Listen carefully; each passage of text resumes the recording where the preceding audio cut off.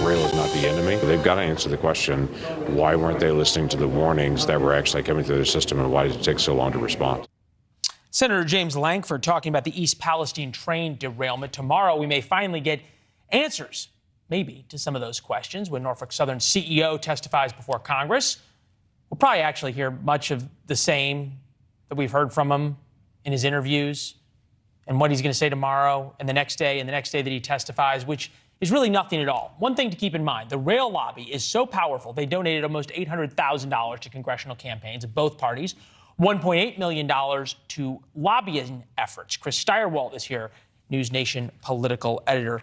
Are we daring to dream that something meaningful in terms of accountability and change is going to come out of tomorrow? Well, the reason that there will not be accountability and change tomorrow probably has a lot less to do with PAC contributions than it does with the egos of the lawmakers who will be attacking the camera like monkeys released from a cocaine study as they look for the opportunity to be on television and do our jobs instead of their own. And the speechifying that will take place and the harumphing and the desk pounding as they take turns trying to generate the clip that can play back home, because when there's a big story like this that there's a lot of interest in, politicians, when they see that red light on the camera, man, they go berserk. Right. It does make for great clips. It doesn't actually change anything. For the Norfolk Southern CEO knows that each senator gets 5 minutes, so he sits there and he nods patiently, and then he talks slowly, and then you move on to the next senator. I'm thinking, though, just in terms of the way the rail lobby and the power is, there's legislation that could change things for the railroads. But then you think about Troy Nehls, chairman of the House Transportation Infrastructure Subcommittee.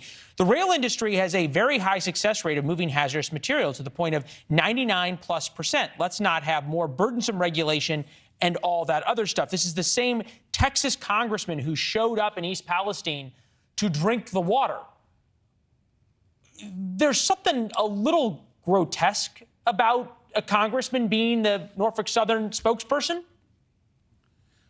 Look, there are competing goods here. This is not an either-or situation. When you have a country that moves almost, I think it's 2 billion tons of freight by rail every year, and we rely on it to do all of this stuff and transport all that stuff, and I'm sure the statistic that the congressman cited is correct. We don't report on all the trains that go through. Well, obviously we don't, because that's what they're supposed to do.